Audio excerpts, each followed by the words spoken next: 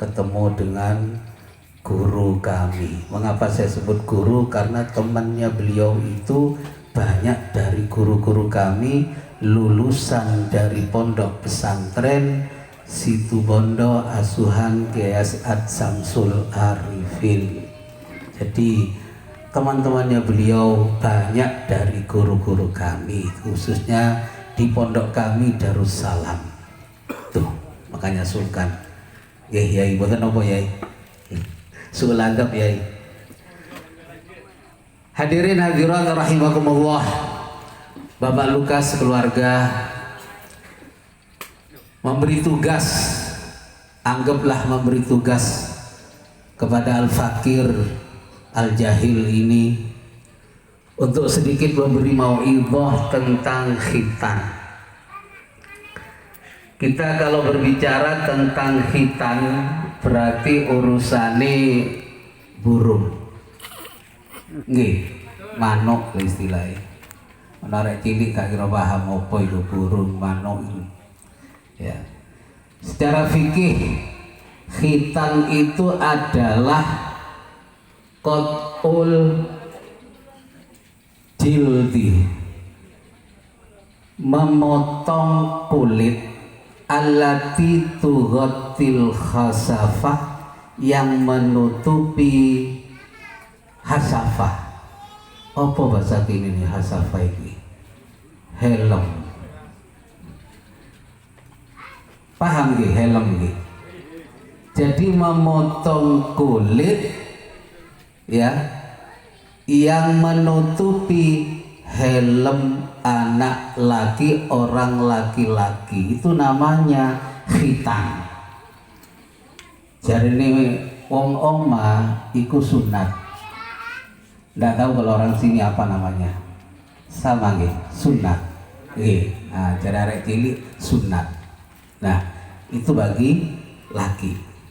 Kalau bagi perempuan juga ada khitan juga, yaitu qat'ul jildah, memotong, qat'u juz'in, memotong sebagian, sedikit lah ya, minal jildah, dari kulit, fi a'lal farad, ndukuri farad. Bahasa biologi ini iku klitoris, ini gak salah, gak usah diterangno iki jero soalnya ya, jero. Jadi bahas karena yang kita anak laki ya bahas yang laki aja itu. Nah, kemudian sejarahnya ya, sejarahnya Nabiullah Ibrahim itu dikhitan umur 80 tahun. Rasulullah menerangkan ikhtatana Ibrahim alaihi salam wa huwa ibnu samanina sanatan bil qadum. Dikhitan Nabiullah Ibrahim alaihi salam, sedangkan Nabiullah Ibrahim itu pada waktu itu umur 80 tahun bil qadum. Nah, qadum ini ada dua pendapat. Ada yang mengatakan qadum ini kapak, ada yang menjelaskan qadum ini adalah suatu daerah di Syam. Ini ya, katakanlah yang paling terkenal itu adalah yang paling rajih kapak. Jadi Nabiullah Ibrahim menghitan dirinya sendiri. Jadi nggak pakai dokter, nggak pakai dukun, menghitankan sendiri karena perintah Allah di umur 80 tahun. Nek wong saiki hitan umur sakmono yo nggak kayak dokter, waduh bahaya Pak. Jadi ceritanya karena malu Nabiullah Ibrahim ini cari lembah yang tersembunyi, kemudian izin ke istrinya, mau kemana sampean? Saya mau menghitan perintah Allah. Saya cari tempat yang tersembunyi. Gimana kalau saya yang menghitan, kata istrinya. Enggak mau, saya malu.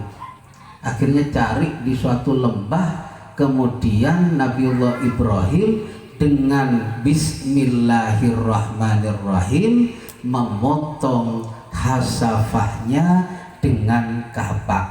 Hebat Pak, tepat.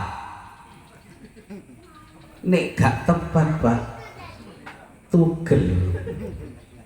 Ini ya karena memang sudah diatur oleh Allah Subhanahu wa ta'ala. Jadi Nabi Allah Ibrahim ini sudah sepuh 80 tahun. Beliau dihitan gara-gara sampai umur 80 tahun durung dikaruniai anak. Itu disuruh hitan. Nah, makanya Bapak Ibu ya, kok sampai sekarang ini ada yang belum punya anak padahal sudah berumah tangga bertahun-tahun. Mungkin bapaknya kok kon hitan maneh Bu, tambahi didik ya, helmnya pun rada tajam mungkin. Arek-arek gak ngerti. Jadi itu. Nah, hukum hitan sendiri ulama berbeda pendapat. 4 mazhab ini beda ya. Jadi imam kita, Imamuna Asy-Syafi'i dan Imam Ahmad bin Hambal itu menghukumi wajib, hukumnya wajib berkhitan itu.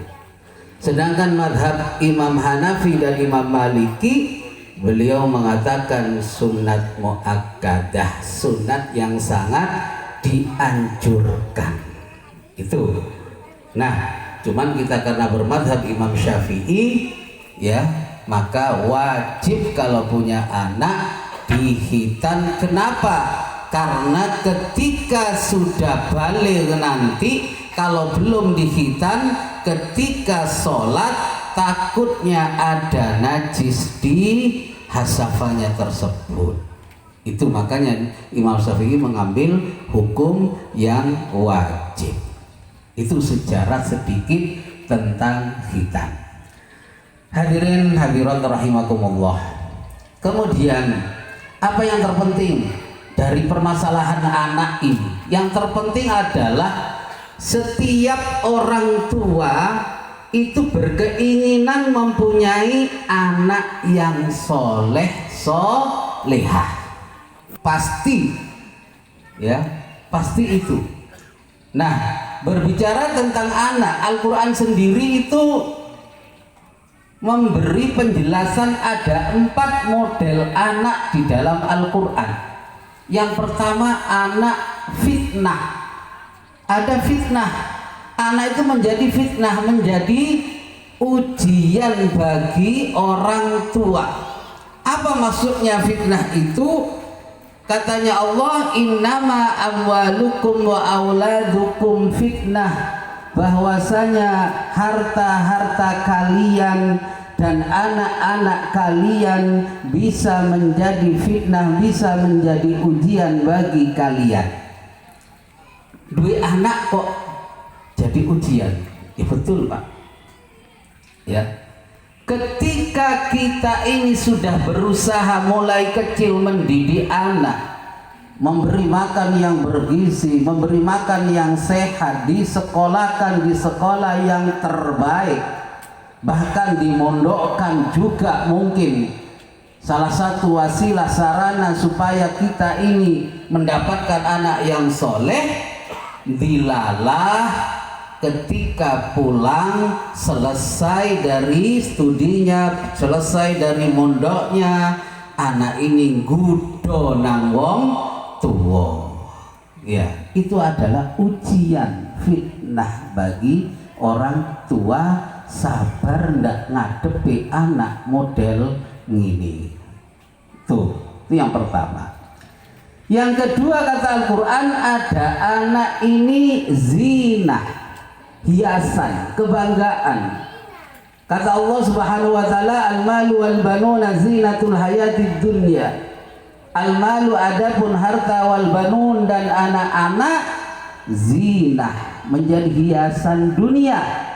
Ketika kita sudah mendidik dengan benar, memberi nutrisi yang terbaik bagi perkembangan anaknya, dicarikan sekolah yang terbaik, sampai dia kuliah, sampai dia menjadi orang sukses.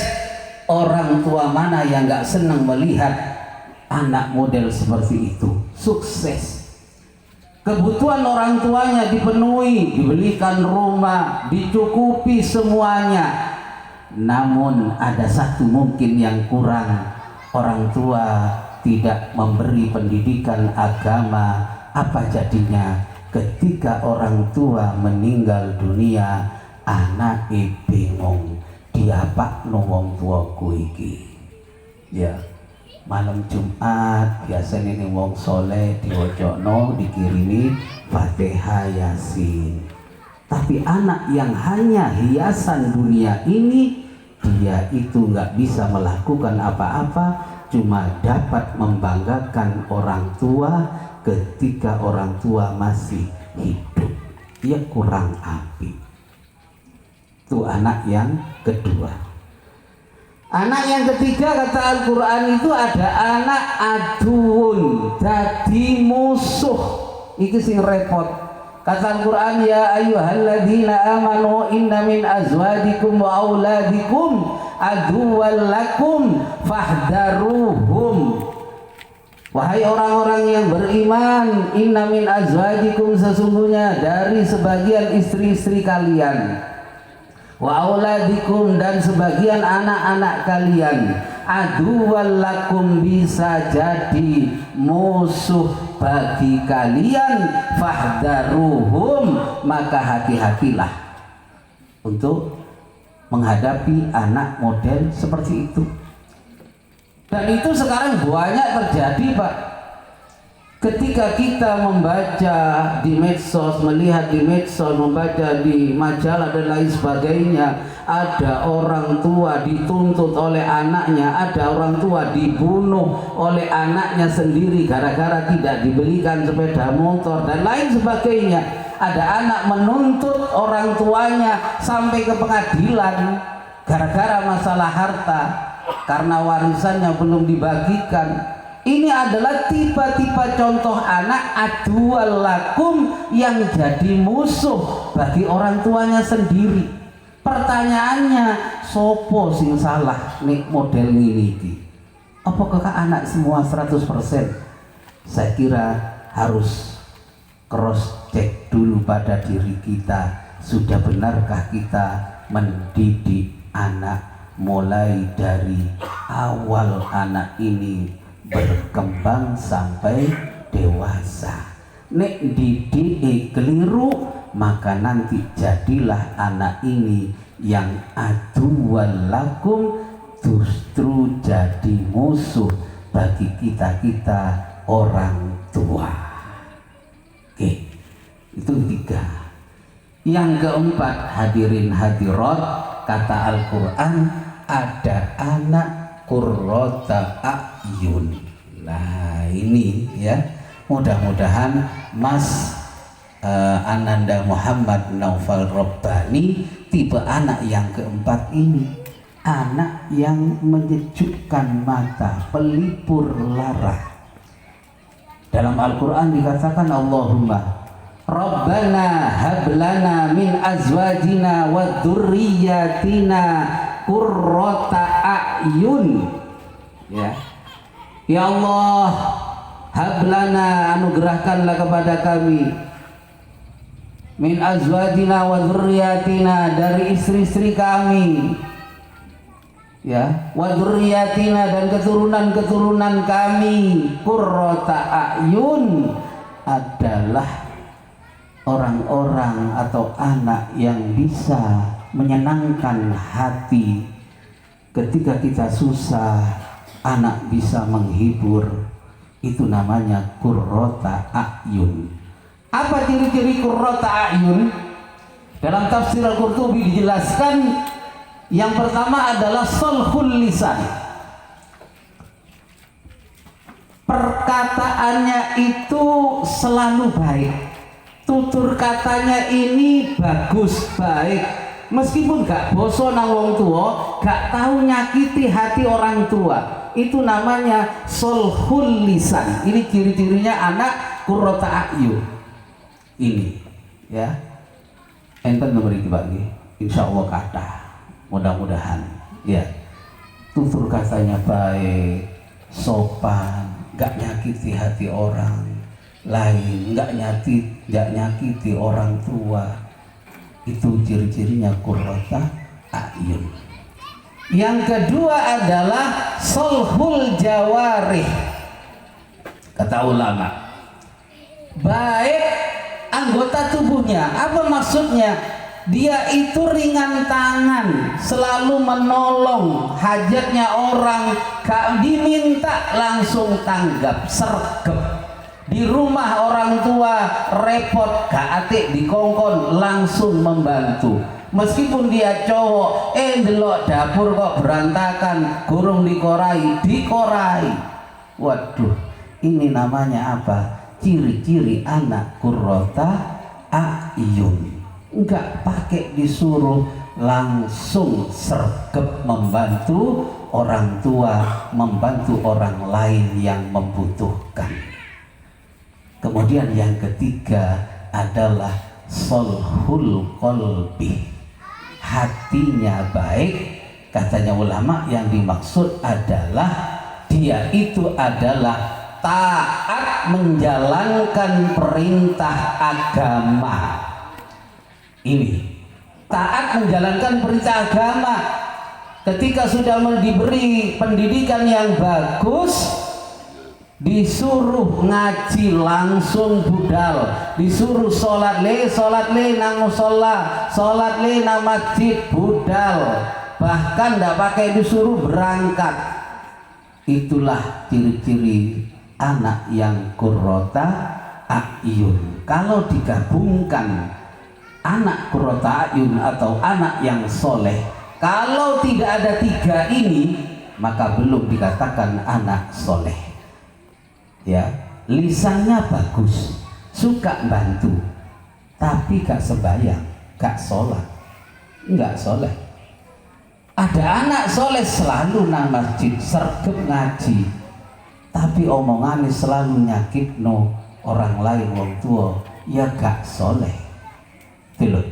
Tapi anak yang soleh atau anak yang qurrata a'yun, tiga-tiganya ini ada.